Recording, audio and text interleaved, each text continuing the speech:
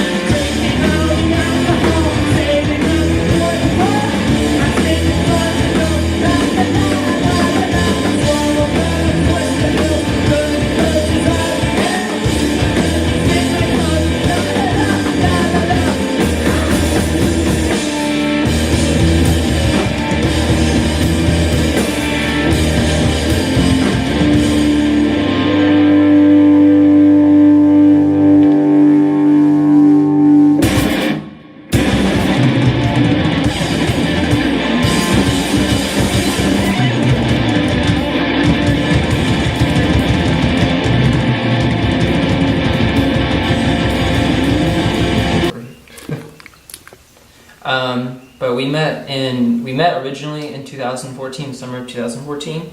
Nucci Space, actually. The Nucci Space, through a different guy put together like a setup of playing music. And Cody is here from Royston, and I was living in the Athens area, and I live in Athens now. And we actually both live in Athens now, but still play in Royston. And then it was early 2015. We just basically hit 3 years of when we actually like decided to put a name to what we're doing and sort of be a band, I guess.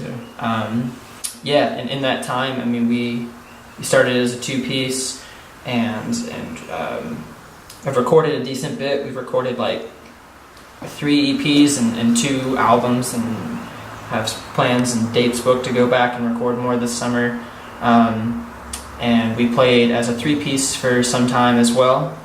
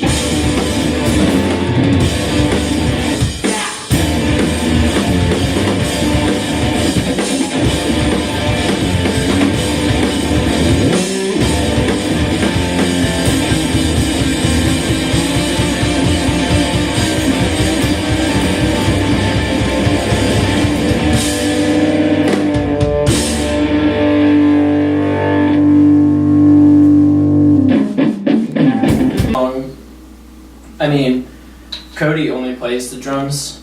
I don't mean that as like a slight or anything, but he just, that's basically what he does. And so when we started as a 2-piece, the way it basically works is that, I basically have, the music component, the chord progressions and melodies, whatever, you can call them like melodies or whatever, and do vocals and lyrics and stuff. And he basically makes, not just drum parts, but I feel like the rhythm of the songs too. And in that way it's split pretty evenly, but basically I think I'll take anything from nothing to like a little something all the way to maybe like a nearly completed song to Cody here. I'll be working on something, or maybe not, and then we get in here and we'll spend hours in here just working on a song. And it's been time, it really varies, but there's been times where a song's basically already done and Cody just does what he wants to do for it, and maybe we'll suggest slight alterations, or there's times where we come in and we like completely make something together in here, where even though Cody doesn't he didn't play guitar, he still will suggest something like I'll play something based off of a rhythm that he has, or he'll even tell me like try doing this, and he explains it as best as he can without actually like picking up my guitar and playing it. So it's fairly collaborative. Honestly, I think that more and more we've been doing more collaborative writing, especially for new stuff that we're trying to go record, which I think is great. It's hard because it just practically it takes a lot more time, but I think it's worth it because it feels less like something that I just make, more like something we make, and I think it's better that way. So that's pretty much how it works. So. But yeah, a lot of revisiting songs. Like some songs, I mean, we would start and work on for days, like hours of sessions and days, and then next thing you know, and then we have a complete version, and then we'd listen to it a week later, make a rough recording, and be like, no, it's not there, and it wouldn't be till like 6 months later that we revisit it. Drop it and start something else, and that's that's just kind of like the fuel that drives the next song. you know, the next song that we make off of one that's been so stubborn, it, you know, just flows so well, I guess just because we've been thinking so hard about the song prior. Yeah. And we'll end up writing that one in like an hour, and then just, you know, a few bells and whistles and it's done. Yeah, we probably have upwards of 30 like songs that are just bits and pieces of songs from the last like 2 years that are, I have little recordings of them on my computer and my phone and stuff that are like, we'll revisit. Sometimes we try to stitch other ones together. It's a little chaotic, honestly, but I think it kind of works well. Most of our practice time is actually not spent practicing for shows. We actually, like we said, it's just sort of an energy thing with the shows, and we allow a lot of mistakes. So most of our practices are writing and writing music and getting ready to record it. Yeah. And then when we feel like we need to brush up on the run through or whatever, we'll do it. But we don't really spend a lot of time doing that. And we get together fairly often, you know. So we spend a lot of time. At least, you know, once a week. Writing songs. Yeah, we try to do once a week, schedules permitting.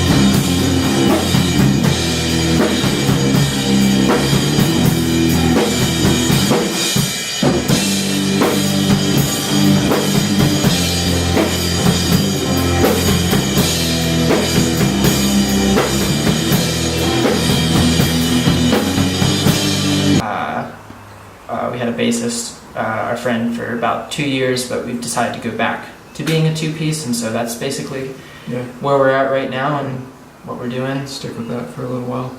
Like I said, see what happens. Yeah, well, I think we both have agreed that when we started playing together, we mostly we spent months not even showing or telling anybody what we were doing, really. I mean, like, some of our friends knew that, like, we were playing music with each other, but we didn't play our first show until, like, 7 months after, like, being a band, and that's because we didn't book it, because, like I said, I think that the main goal is we really like to write and play music together and record it and have, like, a physical recording that we can keep and have for ourselves for forever, basically.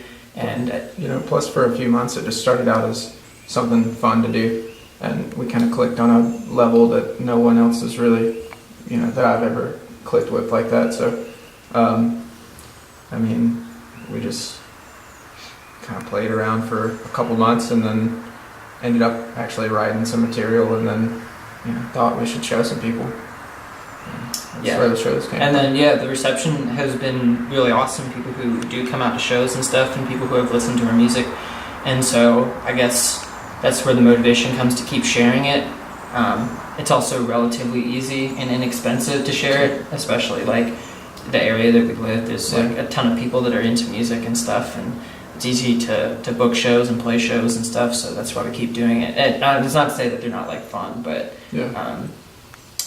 yeah, that's basically what we like to do, what we're about, and it's what we're going to keep doing, I guess. Play the shows to make the money to go to the studio. To go to the studio to record the music that we like to record and have, yeah. Hopefully just keep making better recorded music and trying to get better at it. Try something new each time. Mm-hmm. And then, yeah. So.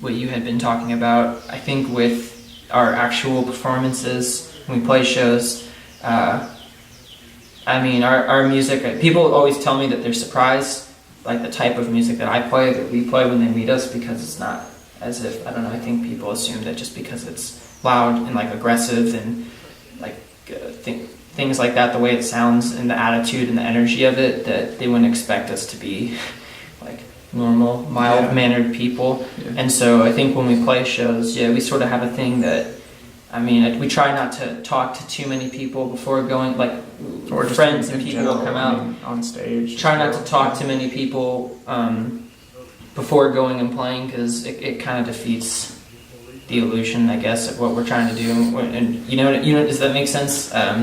It kind of dampens the experience a little bit, if you know that. And I think it's better to just come in and sort of have this high intensity show and maybe be like, wow, that was neat. But if you come and you talk to me in this sort of way for a few minutes before get up and do it, I feel like it's almost like a performance. And we also have made a point of trying to I've tried to make a point of not really talking or having much personality or stage banter included in the shows. Try to like separate just who we are as like people and what we're actually like, the show that we're trying to put on, and like the band that we're attempting to be, I guess.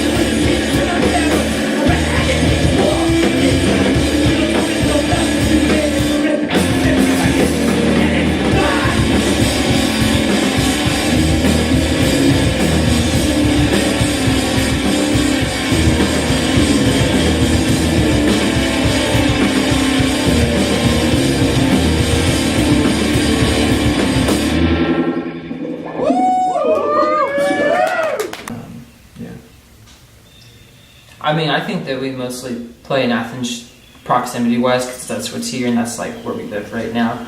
I guess it wasn't anything super intentional.